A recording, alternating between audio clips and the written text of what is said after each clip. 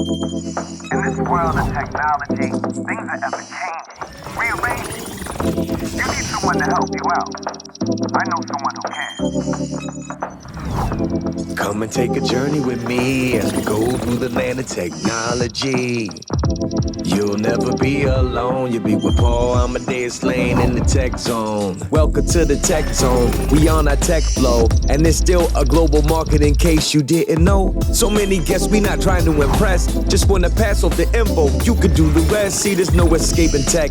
It's part of our lives. Keep every individual connected worldwide. But all this innovation is more than entertainment. It's people like you paving a new way every day. So let your imagination run wild with all the things that you dream about. Cause the tech zone is on now with Paul Amadeus Lane.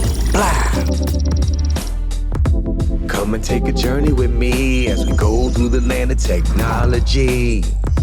You'll never be alone. You'll be with Paul Amadeus Lane in the tech zone. Hello and welcome to the Tech Zone. Paul Amadeus Lane. You're in the Tech Zone. Thank you so much for joining me here on ABC News Radio KNET. You can also check out the show on iHeart, iTunes, Stitcher, TuneIn, all the formats out there. You can check it out, iTunes as well.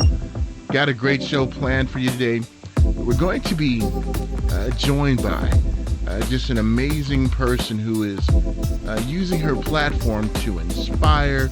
She has an amazing story, the leap of faith she took to follow her dreams. She's going to be joining us coming up here shortly and talk about that. And I hope you are inspired by just her story and things she's able to do to truly help out when it comes to being healthy and how she's using technology to the betterment. But before we get to that interview, what I wanted to do to start the show is to start off by giving my heartfelt condolences and sympathy to the families out there who were affected by the mass shootings that we had here in the United States in the last over the last week in El Paso and also in El Paso, Texas, and Dayton, Ohio. Many lives were changed forever.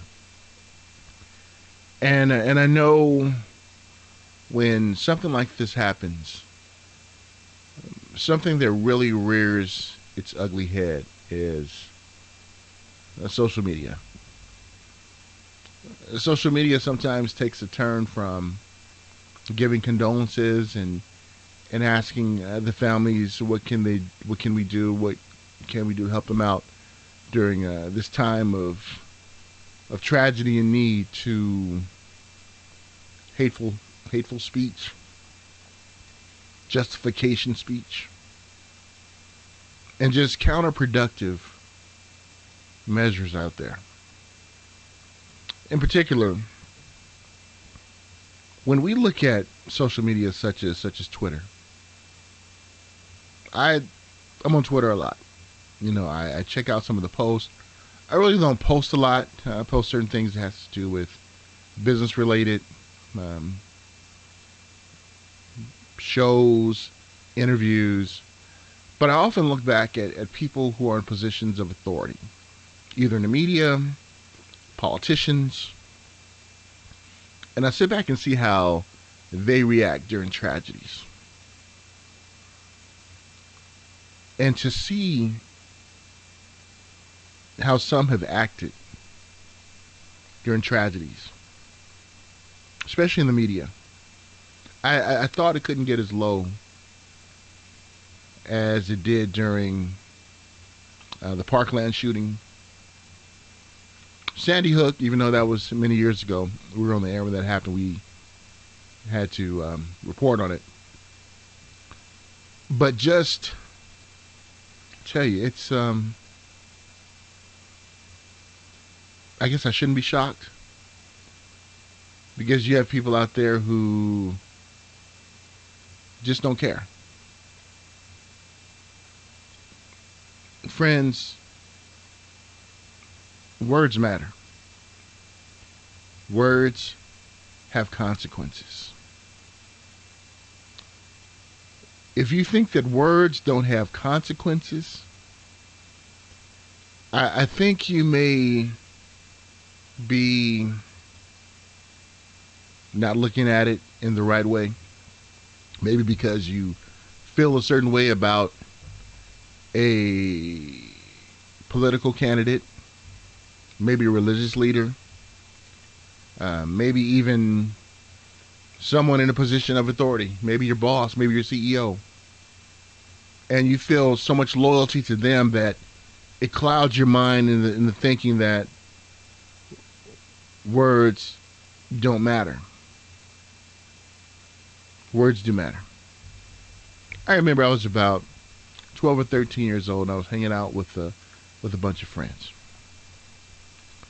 And there was this one guy who I was pretty cool with.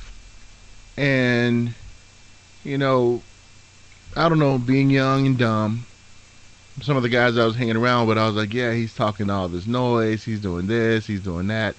You know, I was just stirring the pot. I guess trying to make myself look important.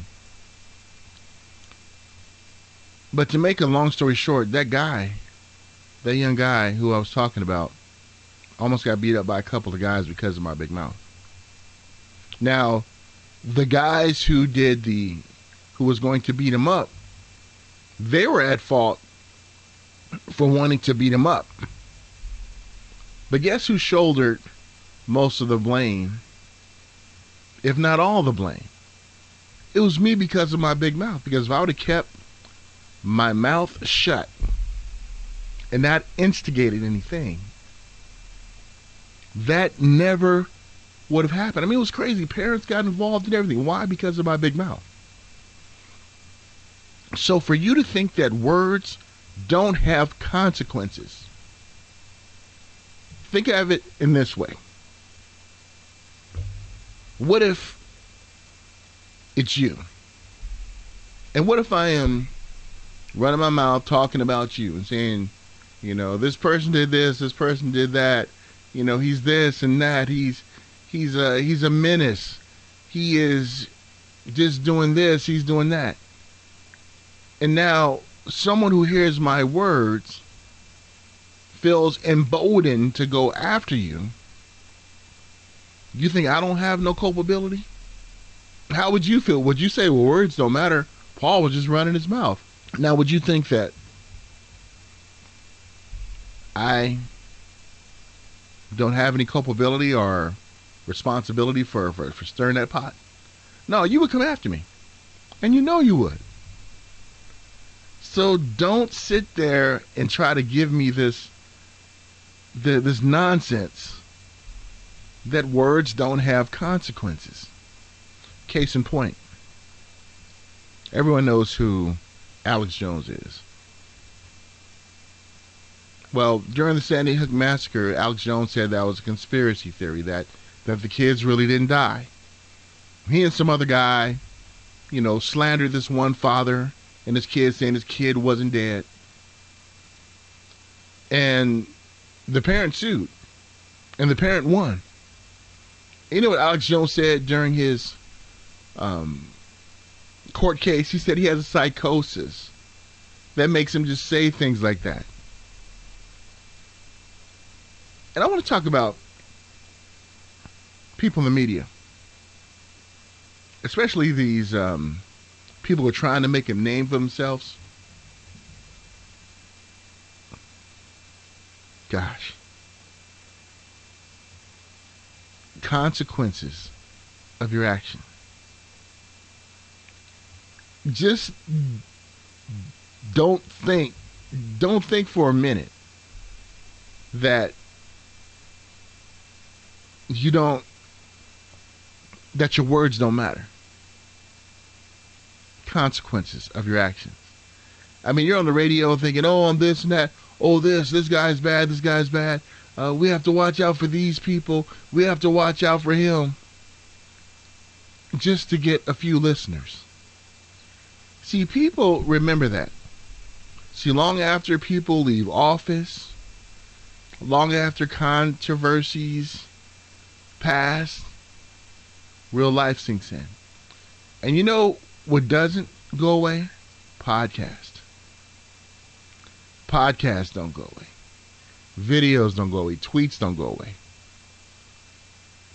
And as you go through life, people are going to remember what you say.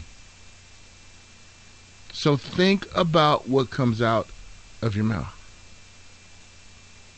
I tell you, some people in the media spectrum, on these different networks out there, I mean, they're just running their mouth with nonsense, not realizing that their words have consequences. Social media has a lot of good. I mean, Pete, think about we're able to keep in contact with our friends and relatives when a tragedy strikes if they're not living in the same county or living in the same city that we are. People mark themselves safe on social media. Here is the problem with social media. Just the ugly vitriol that we see after a tragedy. And it's really sad. But some people just like to stir up stuff just to stir up stuff. Actions and words have consequences. They have consequences. They do. So if you're on social media, don't add to the nonsense. Try to rise up above it.